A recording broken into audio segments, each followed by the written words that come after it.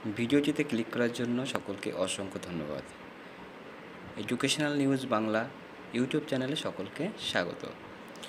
বন্ধুরা, government of West Bengal office of the superintendent of পুলিশের পক্ষ থেকে সিভিক ভলেন্টিয়ার নিয়োগের একটি বিজ্ঞপ্তি প্রকাশ করা হয়েছে।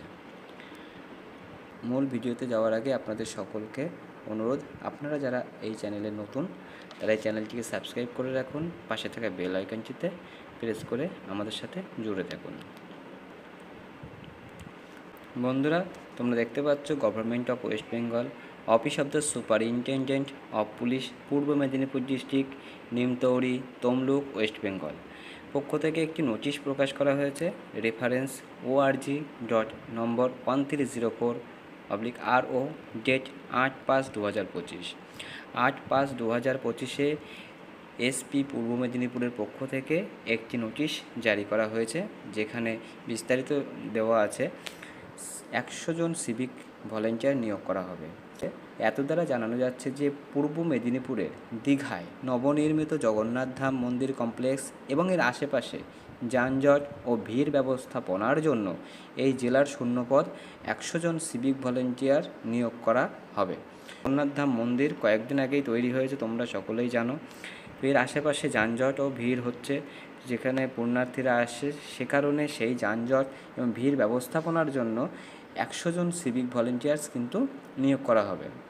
আগ্রহী প্রার্থীরা দীঘা বা দীঘা মোহনা উপকূলীয় থানা থেকে আবেদনপত্র সংগ্রহ করতে পারবেন প্রতিদিন সকাল 10টা থেকে বিকাল 5টার মধ্যে।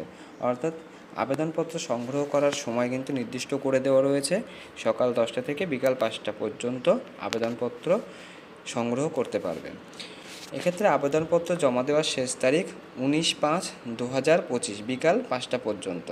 অর্থাৎ তোমরা ওখান থেকে আবেদনপত্র সংগ্রহ করার পরে সেখানে সেই আবেদনপত্র ফিল আপ করে 19/5/2025 তারিখ বিকাল 5টার মধ্যে কিন্তু আবেদনপত্র জমা দিতে হবে। এই সময়ের পরে যদি কেউ আবেদনপত্র জমা দেয় তাহলে কিন্তু গ্রহণ করা হবে না। আবেদনপত্র জমা দেওয়ার ক্ষেত্রে বিশেষ কয়েকটি শর্ত এখানে কিন্তু দেওয়া রয়েছে।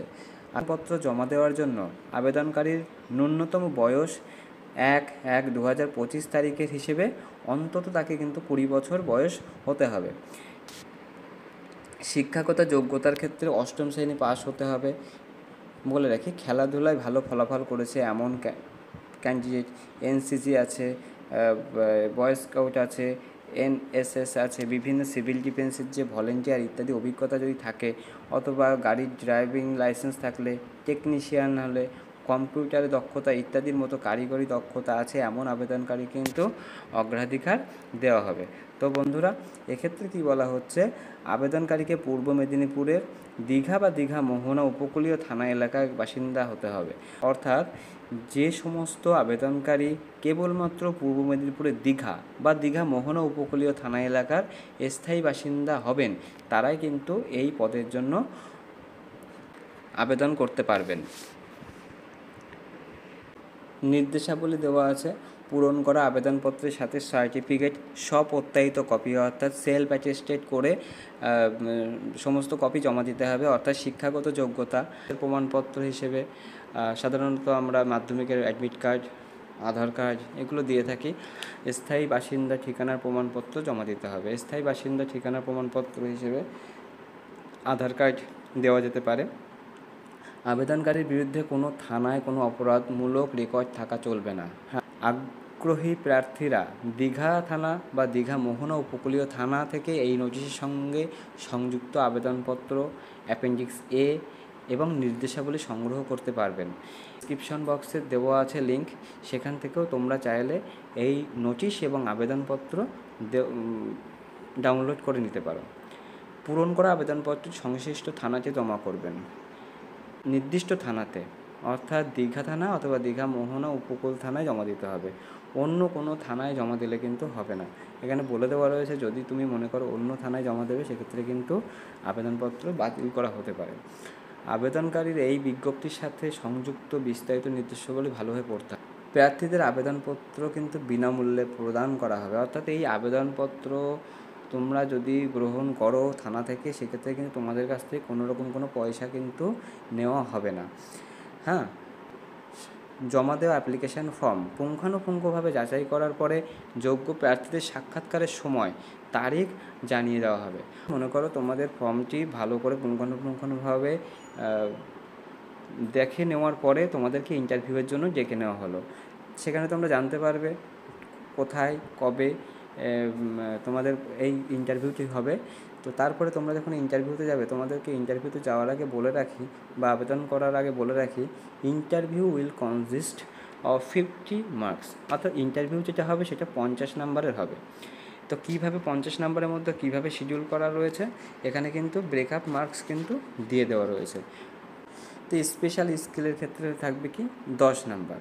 তো স্পেশাল স্কিল থাকবে 10 নাম্বার। অর্থাৎ যদি মনে করো তোমার এনসিসি রয়েছে, যদি তুমি একজন খেলোয়াড় হিসেবে স্বীকৃতি আছে, বা তোমার কাছে কোনো সার্টিফিকেট রয়েছে, বা তোমার কাছে ধরো নাও যে একটি ড্রাইভিং লাইসেন্স রয়েছে, কম্পিউটারে শিক্ষাগত যোগ্যতা রয়েছে, তো এইরকমভাবে যদি তোমার কাছে বিভিন্ন সার্টিফিকেট থাকে, সেক্ষেত্রে তোমাকে কিন্তু সর্বাধিক বা সর্বোচ্চ 10 নাম্বার কিন্তু দেওয়া হবে।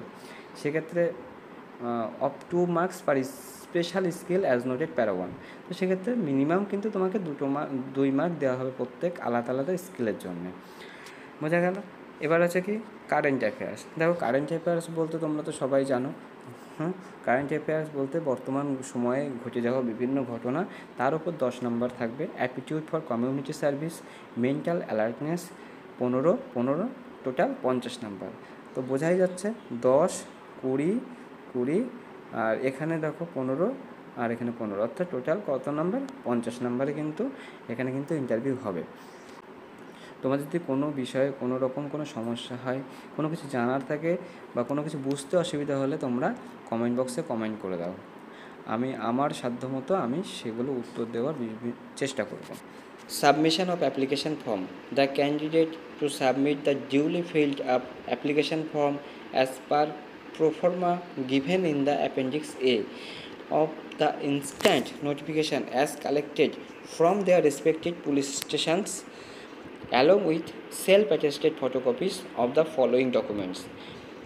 যে ডকুমেন্টসগুলো তোমরা এখানে জমা দেবে সেগুলো অবশ্যই যেন সেলফ অ্যাটেস্টেড করা থাকে। 1 নম্বরে কী আছে? Permanent proof of residence in the Digha or Digha Mohana coastal police stations jurisdictions, Purba Medinipur. সেক্ষেত্রে কী হতে পারে? EPIC card, Aadhaar card, passport, driving licence, passbook issued by bank along with attested photocopies, WBSCTCL bill etcetera. Valid age proof document, সেক্ষেত্রে birth certificate issued by competent authority, date of birth of the candidate as recorded in a madhyamik or equivalent admit card in birth certificate, educational qualification অথবা তোমাদের যদি আপার qualification থাকে, অর্থাৎ মাধ্যমিক, উচ্চ মাধ্যমিক, graduation, MA, তো বিভিন্ন রকম যে কোয়ালিফিকেশান থাকে তার সার্টিফিকেট কিন্তু তোমরা সেলফ অ্যাটেস্টেড করে আবেদনপত্রের সাথে জমা দিতে পারো।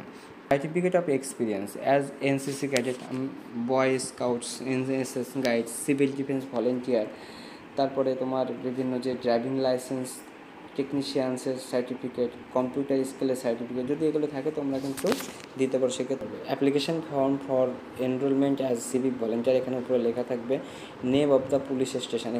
এখানে তোমরা পুলিশ স্টেশনের নামটি দেবে, যে পুলিশ স্টেশনের জন্য আবেদন করছো।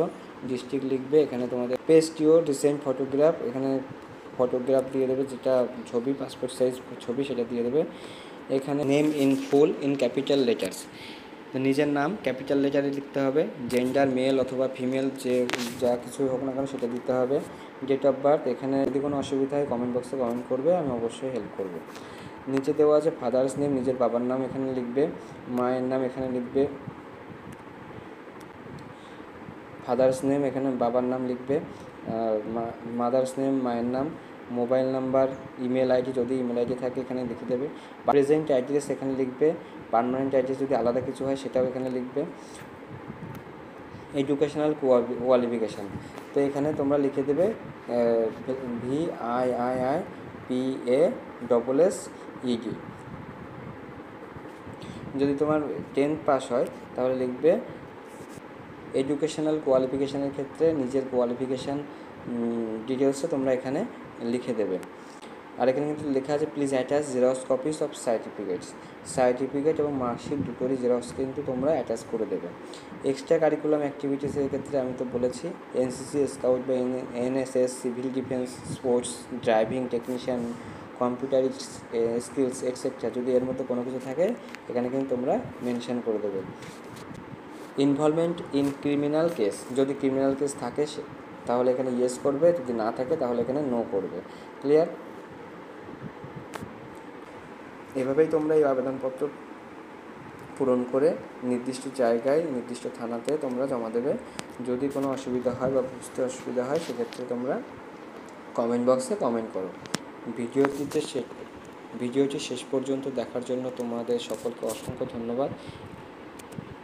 আর সকলকে আমি আরও একবার রিকোয়েস্ট করব, তোমরা আমাদের এই চ্যানেলটিকে সাবস্ক্রাইব করে রাখো এবং পাশে থাকা বেল আইকনটি প্রেস করে রাখো। এরকম বিভিন্ন প্রকার চাকরি এবং শিক্ষা সংক্রান্ত বিভিন্ন নোটিফিকেশন বা বিজ্ঞপ্তি সবার আগে জানার জন্য, সঠিকভাবে জানার জন্য ধন্যবাদ। নমস্কার।